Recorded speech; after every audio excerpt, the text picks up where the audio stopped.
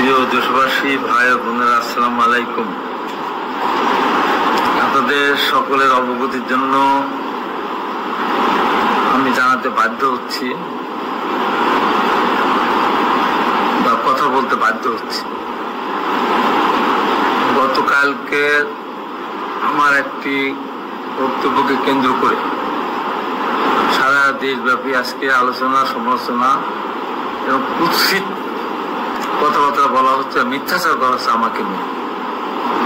আমি স্পষ্ট করে বলতে চাই, কালকে আমি পাবনা সদর হসপিটালে আমাদের যুবদল নেতা কামরুলকে দেখতে গিয়েছিলাম। তার ক্ষতবিক্ষত শরীর, তারপর মামুনের কাছে গিয়েছিলাম, আশীর্বাদের সাথে ছিল সে গুলিবিদ্ধ।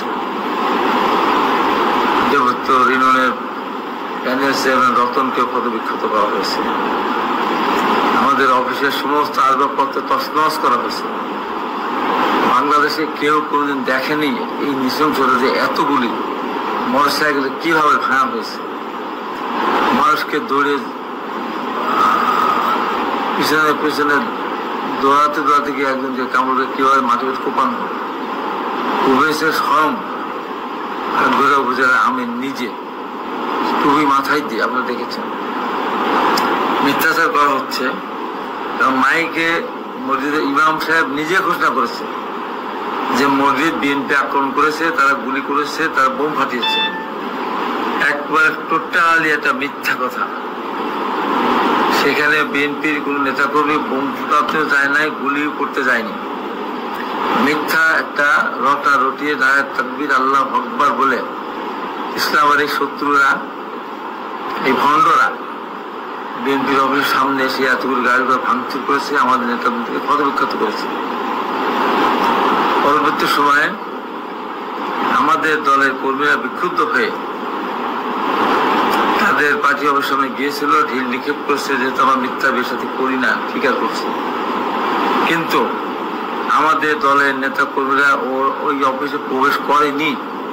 আমি চ্যালেঞ্জ দিয়ে বলছি, সেখানে পলাশপুর গেট অক্ষত, অফিস রুম অক্ষত, কারণ ভিতরেই তো আমাদের লোকজন ঢোকেনি। ভিতরে যদি লোকজন না ঢুকে তাহলে সেখানে কিভাবে কোরআন পড়ানো হলো? এই যে মিথ্যাচার। এবং ওখানে অ্যাম্বুলেন্স গিয়ে আগুন নিভিয়েছে, তারাও বলেছে এখানে কোরআন শরীফ পড়েনি। এখানে কোনো যারা পড়াতে গিয়েছে তার ভিডিও ফুটেজ নেই। এত বড় একটা মিথ্যা কথা বলার পরিপ্রেক্ষিতেই আমি গতকাল বলেছি যে ঈশ্বর দিয়ে কি আটঘরিয়াতে, অন্য জায়গার কথা বলি নাই এখনো, হয়তো ভবিষ্যতে প্রয়োজনে বলতেই হবে হয়তো। বা আটঘরিয়ার কোন মসজিদের কোন ইমাম জামাত ইসলামের নেতা ইমামতি করতে পারবেন না। কোন মসজিদের ইমাম জামাত ইসলামের নেতা হয়ে তারা সেখানে আজান দিতে পারবেন না, কারণ তারা মিথ্যাবাদী, তারা ভণ্ড, তারা প্রতারক। যার প্রমাণস্বরূপ যে ইমাম সাহেব আটঘরিয়া বাজার মসজিদ থেকে মাইকে আহ্বান জানিয়েছিল বিএনপি অফিসে আক্রমণ করার জন্য মিথ্যা কথা বলে, সেই ইমাম সাহেব এবং ওই মুয়াজ্জিন ওখান থেকে পালিয়ে গিয়েছিল এবং মসজিদের চাবি নিয়ে, তালা মেরে চাবি নিয়ে গেছিল। ওই মসজিদে যারা এশার নামাজ পড়েন, তারা এশার নামাজ সম্পাদ করতে পারেননি, ফজর নামাজও পড়তে পারেননি। তারা মসজিদ তালা দেওয়া ছিল, তালা চাবি তারা ফিরে দিয়ে যায়নি। এমনকি জুম্মার নামাজ মসজিদে পড়তে পারে না, বাইরে পড়েছে। এর চেয়ে এত বড় অপকর্ম, এত বড় ঘটনা বাংলাদেশে কোনোদিনও ঘটেনি। মসজিদে চাবি নিয়ে যাওয়ার কারণে জুম্মার নামাজ পড়তে পারেনি। ওরা কত খালি ভণ্ড, চাবিটাতে পাঠিয়ে দিতে পারত।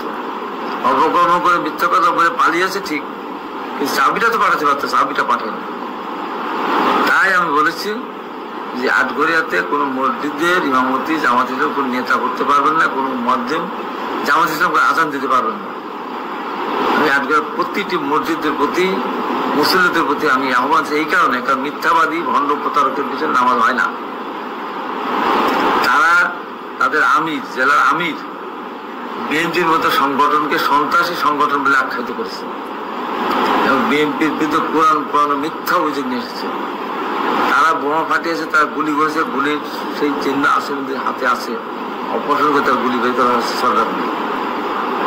এত বড় মিথ্যাবাদী, এরকম মিথ্যাবাদী দল বাংলা বাংলাদেশে আর একটু আছে বলে আমার জানা নেই। এই দলটি 1971 সালে সরাসরি স্বাধীনতা যুদ্ধে বিরোধিতা করেছিল।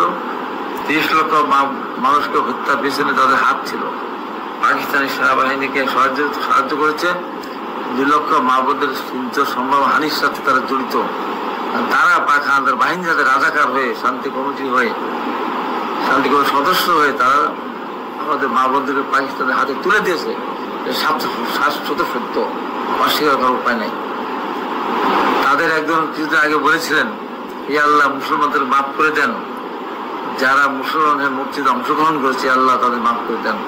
কত বড় স্পর্ধা এবং কত বড় খারাপ কথা বলেন আপনি। সন্ধ্যা যুদ্ধে যারা আমরা গিয়েছিলাম বা যারা মুক্তিরা গিয়েছিল, আল্লাহ তাদের মাফ করে দিয়ে মুক্তিতে অংশগ্রহণ করার কারণে কত বড় জালিয়াতি কথা।